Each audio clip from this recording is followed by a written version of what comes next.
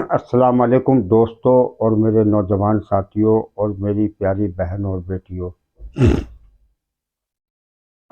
आऊज़ु बिल्लाहि मिनश शैतानिर रजीम, बिस्मिल्लाहिर रहमानिर रहीम, अल्हम्दुलिल्लाहि रब्बिल आलमीन,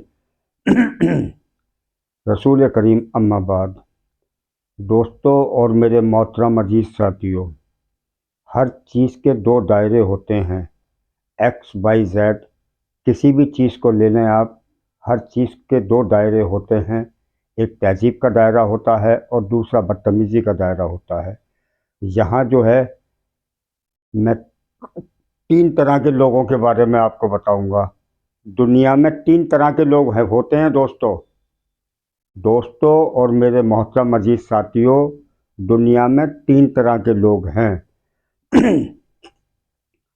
देखिए, पहले के ज़माने में जो है, लोग दूसरों के पैरों में से कांटे निकालते थे। पहले के ज़माने में लोग दूसरों के पैरों में से कांटे निकालते थे। और आजकल जो ज़माना है दोस्तों, तो दूसरों के रास्ते में कांटे बिछाते हैं लोग। दूसरों के रास्ते में कांटे बिछाते हैं, वो दौर चल रहा है।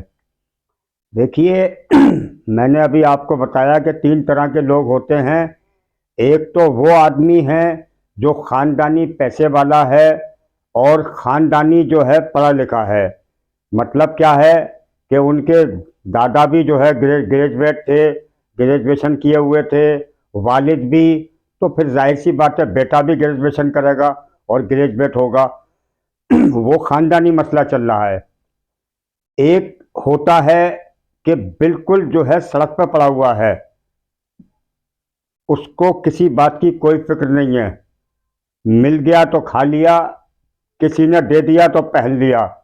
वो बिल्कुल दुनिया से बेखबर है, सड़क पर पड़ा हुआ है, अल्लाह उसको देख रहा है। दो किस्म के लोग हो गए। अब एक तीसरी किस्म जो है, वो बहुत खतरनाक है दोस्तों। वो हैं मिडिल क्लास वाले लोग जो है। मिडिल क्लास के लोग जो है, जिनको इस जमाने में जो है अपनी इज्जत को बचाना जो है मुश्किल हो रहा है। और उनके लिए जो है सारी चीजें बहुत मुश्किल हो रही हैं। बच्चों को पढ़ाना लिखाना बहुत मुश्किल हो रहा है उनके लिए। घर का गुजारा बहुत मुश्किल हो रहा है उनके लिए। ब्याह शादी बहुत मुश्किल हो रहे हैं उनके लिए। वो पता नहीं कैसे कैसे अपनी इज्जत को बचाए हुए हैं। तो ये मेरी आज की वीडियो जो है, वो खास तौर से मिडिल क्लास लोगों के लिए है दोस्तों। देखिए, मैं अपने भाइयों से ये कहना चाहूँगा कि अगर आपके वालिद साहब जो है ग्रेजुएट थे और पढ़े लिखे थे, और आप भी पढ़े लिखे हैं और ग्रेजुएट हैं, तो अपने बच्चों को पढ़ाइए और ग्रेजुएशन कराइए जो है, उनको ग्रेजुएट बनाइए जो है। और अगर आप पढ़े हुए नहीं हैं, ये वीडियो उन लोगों के लिए है जो जाहिल माँ बाप हैं या कम पढ़े लिखे हैं, ये उनके लिए वीडियो है। तो इस तरह के माँ बापों को चाहिए कि वो अपनी औलाद को न पढ़ाएं जो है। मैं आपसे दरखास्त करता हूं कि आप लोग अपने बच्चों को मत पढ़ाइए। क्यों? क्योंकि आपकी हैसियत नहीं है उनको पढ़ाने की। पढ़ाई जो है बहुत महंगी है।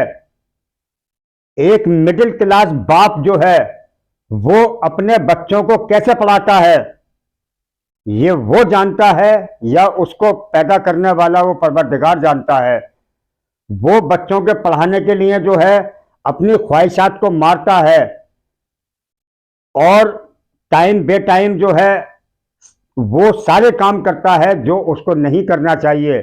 और हर दौर से गुजरता है और अपना खून पसीना बहाता है और अपने बच्चों को अच्छा भविष्य और अच्छा जो है पढ़ाई लिखाई, और वो चाहता है कि जिस मुकाम पर मैं नहीं पहुंचा वहां अपने बच्चे को पहुंचाऊं।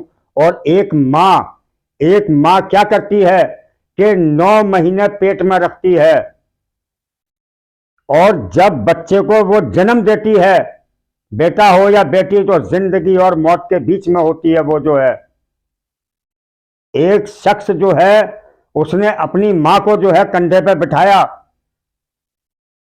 और नंगे पैर लेके पहुंचा जो है मदीने जो है, हज करवाया, कंधे पे बिठा के सारा तवाफ करवाया और पैदल लेके गया नंगे पैर, और सारा तवाफ करवाने के बाद पैदल नंगे पैर लेकर आया और फिर हजरत उमर के पास पहुंचा कि हजरत, कि मैंने माँ को कंधे पे बिठाया और मदीने पैदल लेके गया और वहां सारा तवाफ कराया कंधे पे बिठा के, और फिर पैदल लेकर आया कंधे पे बिठा के, क्या मैंने माँ का हक अदा कर दिया?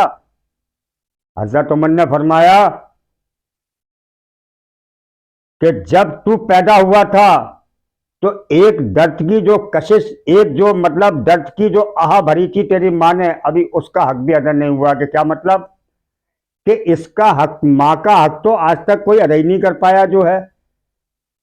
तो माँ जो है अपने बच्चों के लिए क्या करती है दोस्तों बुजुर्गों? खुद नहीं खाती, बच्चों को खिलाती है, खुद अपनी रातों की नींदें हराम करती है अपने बच्चों के लिए,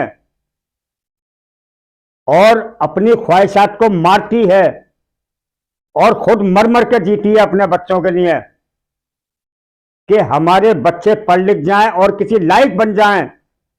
और जब माँ बाप की मेहनत से, लगन से और मेहनत मजदूरी से अगर बच्चे पढ़ लिख जाते हैं तो वो फिर माँ बाप को क्या समझ रहे हैं आजकल जो है, वो फिर माँ बाप को कुछ नहीं समझते।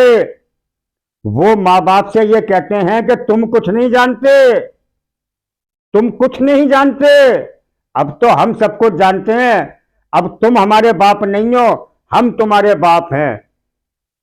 बेटी कहती है अम्मी आप कुछ नहीं जानती, यानी अब आप मेरी मां नहीं है, थोड़ा बहुत मैं पढ़ लिख गई हूं तो अब मैं आपकी अम्मा हूं। तो दोस्तों बुजुर्गों, और अगर शादी हो गई तो फिर समझ लीजिए कौन माँ और कौन बाप। कहाँ है माँ बाप? मर रहे हैं, जी रहे हैं, किस हाल में है? कोई लाखों में एक आध लायक भर बेटा होगा जो शादी के बाद मिडिल क्लास फैमिली से बिलोंग करता होगा, या फैमिली मिडिल क्लास फैमिली का होगा, जो ख्याल रखता हो अपने माँ बाप का, वरना कोई नहीं देखता। शादी के बाद जो है जो कुछ है वो बीवी है, कोई माँ बाप नहीं है। तो मेरी आपसे ये दरखास्त है कि आप बजाय पढ़ाने के जो है, आप उनको किसी टेक्निकल लाइन में डालिए, उनको कोई हाथ का हुनर सिखाइए। आप लोग बहुत सारी परेशानियों से बच जाओगे आप। उनको कोई भी जो है हाथ का हुनर सिखाइए।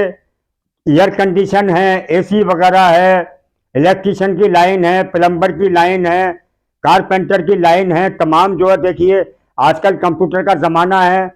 आप किसी भी उनको टेक्निकल लाइन में डालिए, चार पैसे भी कमा के देंगे आपको, और आपकी खिदमत भी करेंगे और आपकी इज्जत भी करेंगे।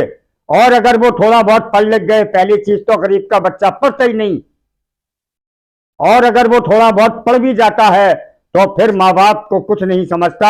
वो ये कहता है कि तुम कुछ नहीं जानते, नथिंग, तुम जीरो हो, अब जो कुछ हूं वो मैं ही हूं जो है।